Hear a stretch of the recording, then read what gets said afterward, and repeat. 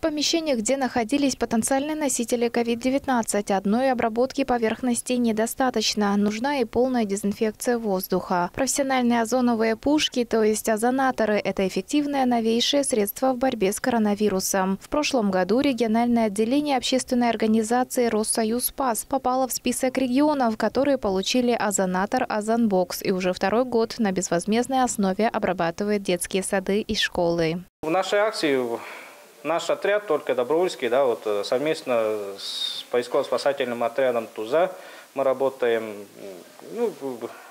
Значительных людских затрат не требуется, 3-4 человека в день хватит. И по мере возможности наших добровольцев тоже мы меняем людей. Сегодня, допустим, 3, завтра 4 других людей. По поводу озона все очень просто. Прибор наш забирает кислород, и уже после обработки он выпускает озон.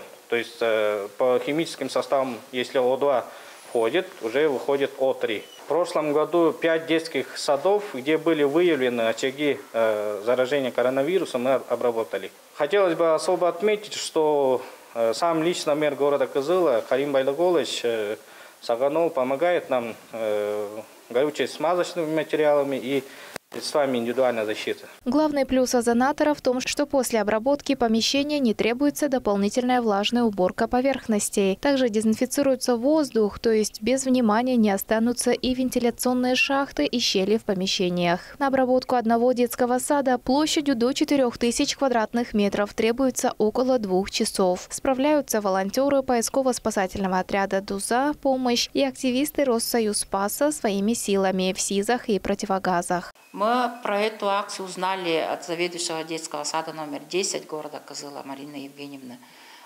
Они участвовали в этой акции в прошлом году тоже. И позвонили руководителю этой общественной организации. И очень благодарна, что они отозвались, приехали и обрабатывают наш детский сад. На сегодня у нас 5 сотрудников заболели ковидом, 5 детей положительным диагнозом и 6 групп у нас сейчас закрыты на карантин. Сегодня обработаем, и с завтрашнего дня у нас начинает работать дежурные группы. В пристройках 1 группа и в основном здании еще 1 группа дежурных. Обрабатывали время от времени с приглашением Роспотребнадзора и МУП благоустройства.